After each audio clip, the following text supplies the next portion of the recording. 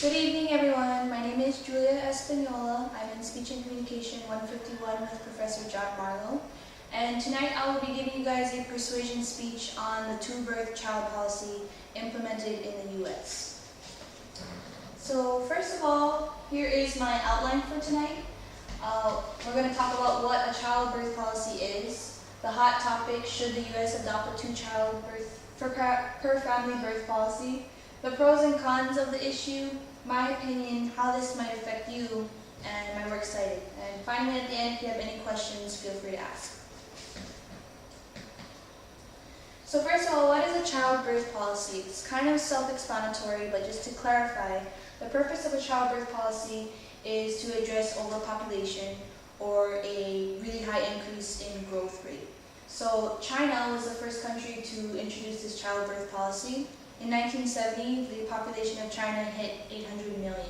And so their fear of overpopulation, this is how they address the issue. The greater majority of family units in China right now are only allowed to have one child. In some rural areas, it's two, but mostly one child.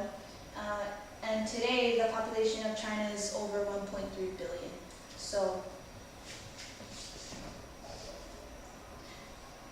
here are some of the cons for the childbirth policy in the U.S. First of all, listed as a human rights violation. It challenges your human rights. In 1970s, the International Conference on Human Rights said that a basic human right is to freely and responsibly have the number and spacing of children as you please, so that would be challenging that right. Secondly, money towards contraceptives and education.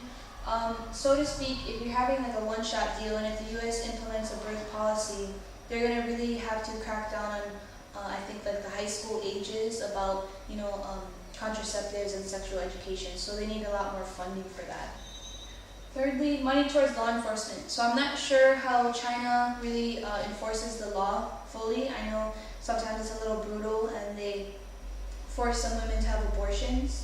But a lot more money is going to have to put into law enforcement to enforce that new policy.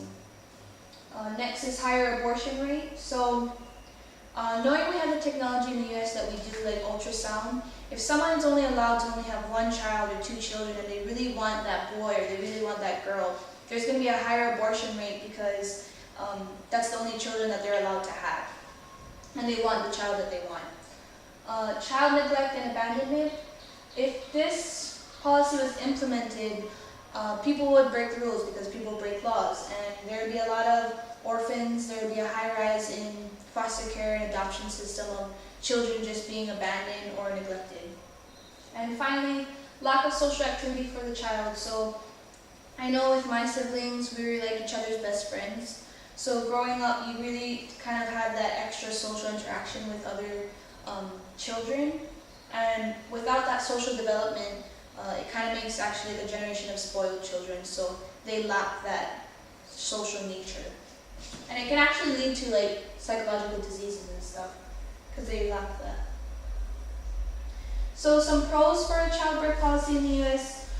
First of all, of course, it's addressing the decreased growth rate, so we're not having all these people come in, all these people be born, and we can be greener as a country.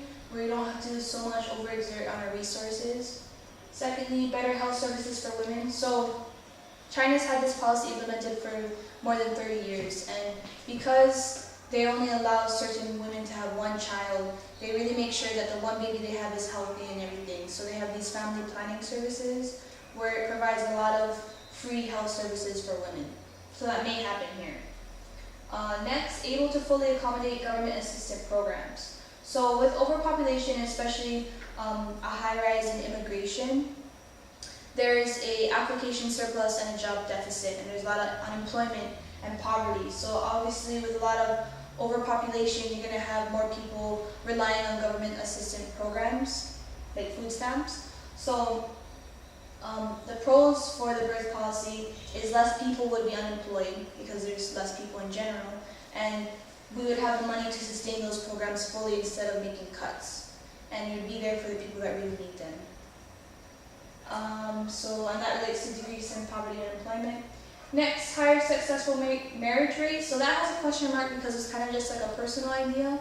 I feel that if you're only allowed to have 1 or 2 children, the person that you're having children with, you really want to make sure you know that's the one for you for a lifetime. And so that might actually increase the successful marriage rate in our country, which is actually pretty low.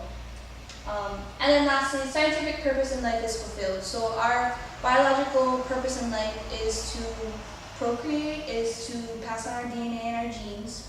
And so if you're having 1 child or 2 children, you're fulfilling that purpose. So let me ask you guys a question. Is this a nice picture to you? No. Why not? It's an example of pollution, really. There's a lot of littering, and we see some animals that are probably eating the litter. In this picture, we see factories being built, a lot of air pollution in our atmosphere affecting our ozone layer. We have this landfill, which with more people will just increase, especially if we're not reducing, reusing, and recycling. We have, more people that are in poverty, more people that are unemployed, more homeless people. We have more children in adoption systems and foster care systems, more children with no parents, they're just neglected. And because both of you are actually teachers, because of that high rate of children overpopulation, there's going to be a higher rate of student-to-teacher ratio. And that affects the whole entire public school system. That personal attention that teachers try to give students, it may be harder because there's so much children that they need to attend to. So all of these pictures are kind of like the side effect, if I could say, of overpopulation. So it's really hard, and that's why my opinion is that we should address overpopulation with the childbirth policy. Because we all know that with children is a lot of money. And our economy today, it gets harder and harder to raise a child from birth to 18. So you guys were excited, and do you guys have any questions? Not sure if I have a question, but I do have a comment that if the 2-child policy were enacted in the United States, which there's probably a good chance it won't be, it's possible that just because you're only allowed to have 2 children doesn't mean you can't have more than 2 children through adoption. So even if they could only have 1 child, yet they still want to have a large family. As you were saying, there are many, many children in foster care for many reasons who don't have homes. Yeah. And so somebody who really would like to have a large family could always go and adopt other children. I was thinking that too, so it would actually help all those children that don't have families or parents, because people would say, oh, but I want more than 2 children, but they're not allowed to if it was implemented, so they would go, adopt children.